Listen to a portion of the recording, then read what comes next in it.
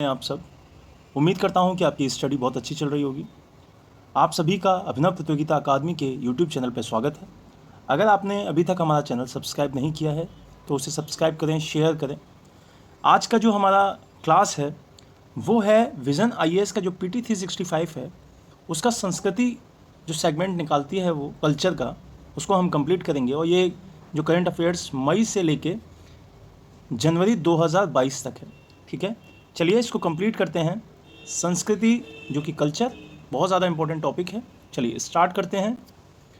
तो इसमें जो आपके हम पहली क्लास में टॉपिक्स देखेंगे वो होगा आपका एक तो मूर्ति कला और स्थापत्य कला। ठीक है, कौन सा टॉपिक रहेगा? वो रहेगा आपका मूर्ति कला और स्थापत्य कला। इसके अंदर हम क्या पढ़ेंगे? पहला टॉपिक पढ़ेंगे हम इसमें जो गुप्तकालीन प्राचीन मंदिर हैं उसके बारे में, एंशिएंट टेम्पल्स ऑफ गुप्ताज। फिर दूसरा टॉपिक रहेगा इसमें कोणार्क सूर्य मंदिर, उसके बारे में। तीसरा टॉपिक जो रहेगा वो रहेगा शयनावस्था में जो बौद्ध हैं उसके बारे में हम पढ़ेंगे। चौथा टॉपिक जो रहेगा इस सेगमेंट के अंदर वो रहेगा जो अदर इम्पोर्टेंट न्यूज़ रही हैं मूर्ति कला और स्थापत्य कला की, वो सारी की सारी हम उस क्लास में देखेंगे। तो चलिए स्टार्ट करते हैं पहला पार्ट जो कि है आपका मूर्ति कला और स्थापत्य कला से। तो मूर्ति कला और स्थापत्य कला में अगर हम स्टार्ट करें अपनी क्लास तो उसमें सबसे पहला टॉपिक जो आता है वो आता है आपका गुप्तकालीन प्राचीन मंदिर, ancient temples of Gupta period. ठीक है, इसमें हमें देखना होगा कि जो गुप्ताज थे उनकी मंदिर बनाने की शैली क्या थी, ये चर्चा में क्यों आए, गुप्ताज के कौन कौन से मंदिर बहुत ज़्यादा फेमस हैं, ये सारा का सारा हम इसमें कंप्लीट करेंगे। तो सबसे पहला जो क्वेश्चन उठता है वो ये उठता है कि जो गुप्तकालीन मंदिर हैं वो चर्चा में क्यों आए, वो सुर्खियों में क्यों आए? तो सुर्खियों में वो इसलिए आए, जो हमारे देश की ASI है जिसको हम भारतीय पुरातत्व सर्वेक्षण आर्कोलॉजिकल सर्वे ऑफ इंडिया कहते हैं, उसने उत्तर प्रदेश में वहाँ का एक एटा जला पड़ता है, वहाँ पे एक बिलसड़ गांव है, वहाँ पर गुप्त काल की 5वीं शताब्दी ईस्वी की एक प्राचीन मंदिर के अवशेष ढूंढे हैं। फिर से मैं बात बताऊंगा कि जो ASI है जिसको हम आर्कोलॉजिकल सर्वे ऑफ इंडिया कहते हैं, उसने यूपी के एटा में बिलसड़ गांव में गुप्त काल की जो कि 5वीं सदी की एक मंदिर के अवशेष वहाँ पे देखे गए हैं। इससे कुछ रिलेटेड जो फैक्ट्स हैं हम उसको देखें तो जो बिलसड़ गांव है उसे 1928 में संरक्षित कर दिया गया था और वहाँ पे उससे पहले भी गुप्त काल के कुछ अवशेष मिल चुके हैं। ठीक है, अब वहाँ से क्या क्या जो मुख्य प्राप्तियाँ हुई हैं वो बात कर लेते हैं। तो वहाँ पर एक दूसरे के पास पास 2 अलंकृत स्तंभ पिलर्स मिले हैं जिन पर क्या है, मानव की आकृतियाँ उभरी हुई हैं, बनी हुई हैं।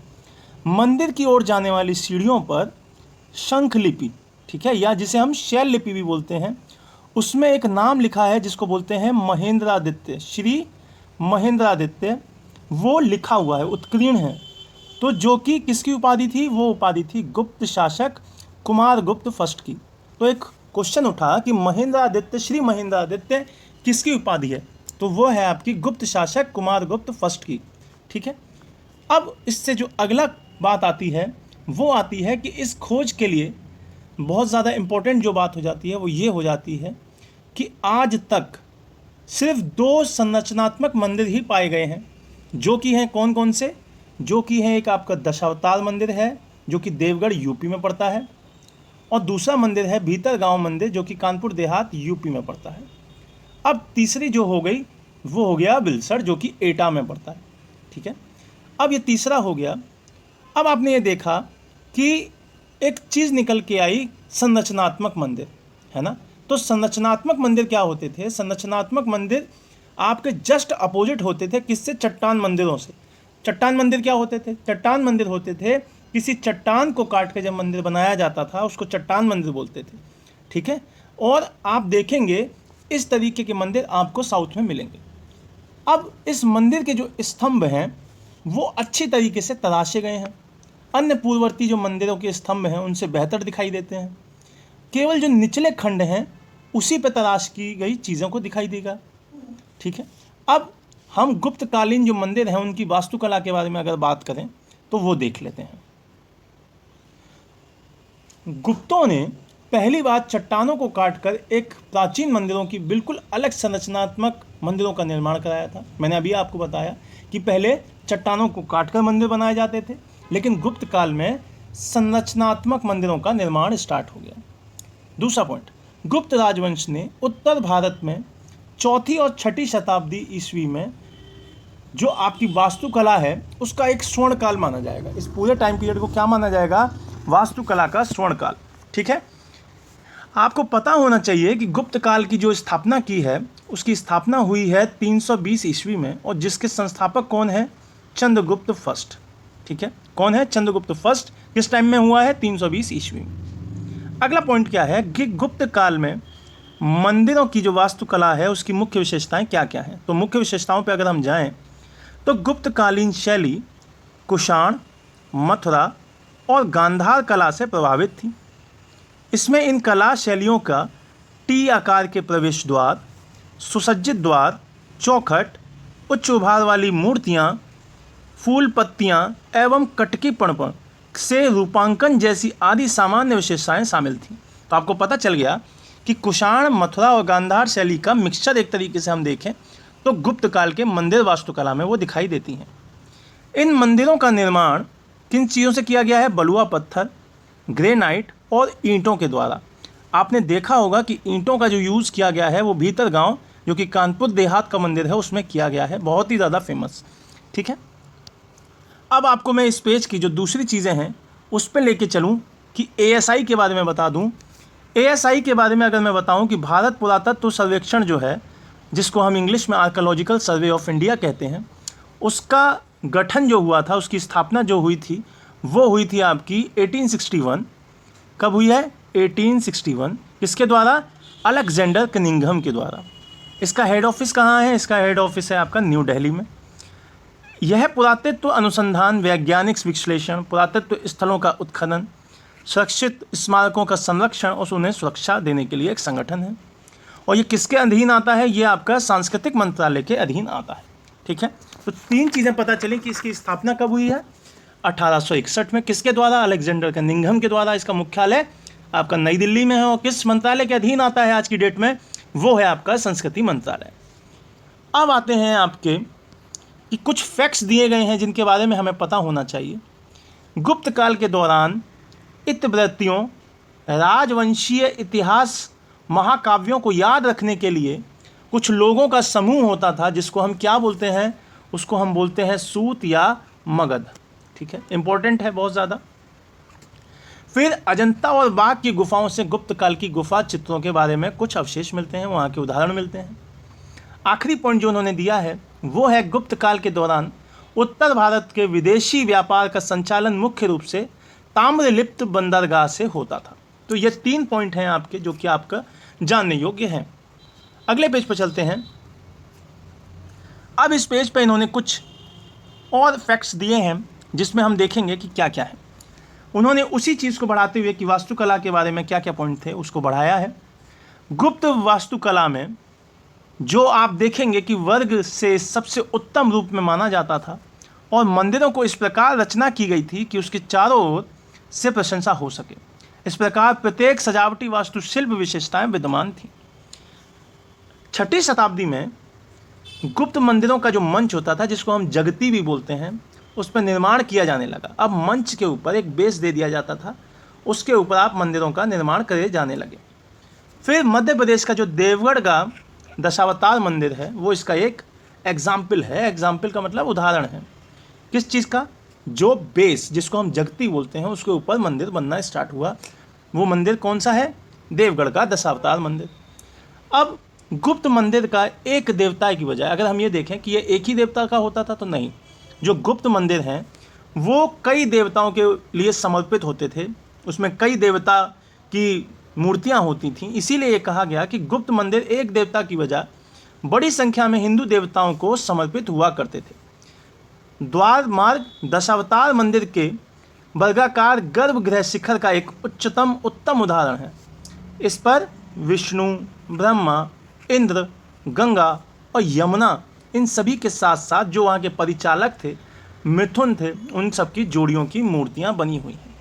अब आपको पता होना चाहिए कि गुप्तकालीन जो मंदिर हैं उनके जो टाइप्स हैं वो 5 तरीके के हैं, और ये एक साथ नहीं हैं, ये धीरे धीरे करके उसमें इम्प्लीमेंट होती गई चीज़ें, और ये 5 तरीके एक साथ बताए जा रहे हैं। पहला जो तरीका था गुप्तकालीन मंदिरों का, वो आपका था कि इसमें वर्गाकार संरचना हुआ करती थी, समतल छत हुआ करती थी, छोटे छोटे पिलर्स हुआ करते थे, और उसके ऊपर मंडप हुआ करता था। मंदिरों की जो गर्भगृह थे उसमें एकल प्रवेश द्वार हुआ करता था, ठीक है, एक ही द्वार हुआ करता था, और पहली बार यहाँ पे मंडप का यूज़ किया गया था। इसके जो मेन उदाहरण हैं वो कंकाली देवी का मंदिर जो तिगवा है ना। अभी तिगवा कहाँ पड़ता है? ये पड़ता है आपका जबलपुर एमपी में, ठीक है, एमपी में पड़ता है। और विष्णु बराह मंदिर एरण, ये पड़ता है एमपी के कहाँ पे? कटनी में, ठीक है। तो ये दोनों मंदिर आपके एमपी के हैं, और ये दोनों पहले टाइप के बहुत अच्छे एग्जाम्पल हैं। कौन से? कंकाली देवी मंदिर जो कि तिगवा में है, और विष्णु बराह मंदिर जो कि एरण में है, और कटनी एमपी में है। आपसे ये उम्मीद रखी जा सकती है कि जो ये मंदिर के नाम बताए जा रहे हैं इससे आपको ये भी याद रहेगा कि ये गुप्त काल के मंदिर हैं। दूसरा टाइप इसमें आता है कि जब पहले प्रकार के जब मंदिरों का देख लिया गया, उसमें कुछ विकास किया गया, तो जो पवित्र गर्भगृह होता है उसके चारों तरफ क्या बना दिया गया? आपका प्रदक्षिणा पथ बना दिया गया, और कहीं कहीं जगह पर ये 2 मंजिला भी होने लगे। इसके जो मोस्ट इम्पोर्टेंट एग्जाम्पल हैं वो हैं आपका भूमरा जो कि मध्य प्रदेश में शिव मंदिर है, वो लाड़ खान मंदिर जो कि ऐहोल में है, और ऐहोल कहाँ पड़ता है? ऐहोल पड़ता है आपका कर्नाटक में। ये जो मंदिर दिखाई दे रहा है वो वही है। फिर आपका नचना कुठार मंदिर है जो कि पार्वती मंदिर है, वो भी मध्य प्रदेश में पड़ता है। अब यहाँ पे कर्नाटक लिख लीजिए जिससे याद रहे आपको। तीसरे टाइप का जो मंदिर हैं वो होंगे आपके वर्गाकार मंदिर, जिसके ऊपर कम ऊंचे व अधिक स्थूल शिखर होंगे। जो वहाँ के पिलर्स वाले मंडप हैं उनका आधार में एक ऊंचा नचना कुठार मंच होगा, ठीक है। यह मंदिर पंचायतन शैली, मतलब पंचायतन शैली वह शैली होती है जहाँ पे आपके 5 मंदिरों का समूह होता है। एक मंदिर होगा और उसके आयताकार में 4 कोनों पे 4 सहायक मंदिर बने होते हैं, उसको हम बोलते हैं पंचायतन शैली। इस तरीके के मंदिर तीसरे टाइप में आने लगेंगे। इस चरण में सबसे जो अनूठी विशेषता होती है वो होती है आपकी वक्रीय शिखर, ये जो दिखाई दे रहा है आपको वो, ठीक है। नागर शैली में इस तरीके के मंदिर आपको बनना दिखाई दे जाएंगे, और प्रमुख उदाहरण है आपका दशावतार मंदिर जो कि देवगढ़ यूपी में है, और ईंटों से निर्मित मंदिर भीतरगांव जो कि आपका कानपुर देहात में है। मैंने आपको स्टार्टिंग में बताया था ईंटों से बना है ये मंदिर। चौथा टाइप आपका जो होगा वो होगा आपका आयताकार मंदिर जिसका पिछला भाग गज पृष्ठाकार है, ठीक है। गज पृष्ठाकार आपको दिखाई दे रहा होगा, गज पृष्ठाकार, ठीक। और इसमें क्या होगा कि ऊपर मेहराब की छत होगी, ये देखिए, ये जो है मेहराब की छत होगी। और इसके प्रमुख उदाहरण जो हैं वो है आपका चैजराला जो कि आंध्र प्रदेश में है, और कोपटेश्वर मंदिर, ठीक है, बहुत इंपॉर्टेंट है कोपटेश्वर मंदिर और चैजराला का मंदिर आंध्र प्रदेश। पांचवा टाइप जो कि लास्ट टाइप है आपका किसमें? गुप्त काल में, वो है आपका गोलकार, जो गोलाकार मंदिर होते हैं वो, जिसके 4 प्रमुख भागों में आयताकार अग्रभाग से निकले हुए हैं, ठीक है। इस शैली में एकमात्र स्मारक है जो कि कौन है? वो है आपका राजगीर बिहार का जो मनियार मठ, ठीक है। बहुत ही इंपॉर्टेंट कि मनियार मठ किसका एग्जाम्पल है? वो आपका 5वां टाइप जो कि गुप्तकालीन है, वो उस चीज़ का एग्जाम्पल है गोलाकार मंदिरों का, ठीक है। तो इस तरीके से जो आपका पहला टॉपिक कंप्लीट होता है गुप्तकालीन प्राचीन मंदिरों का। न्यूज़ में क्यों था ये बता दिया गया, कौन कौन से टाइप थे ये बता दिया गया, ठीक है। तो उम्मीद करता हूँ कि आपको ये चीज़ें समझ में आई होंगी, इसका एनालिसिस अच्छे से आपको समझ में आ रहा होगा। अगली क्लासेस को टाइम से आप तक मिल जाएं उसके लिए आपको हमारा चैनल सब्सक्राइब करना पड़ेगा, शेयर करना पड़ेगा। Thank you so much. घर पे रहिए, सुरक्षित रहिए, पढ़ते रहिए। जय हिंद, जय भारत।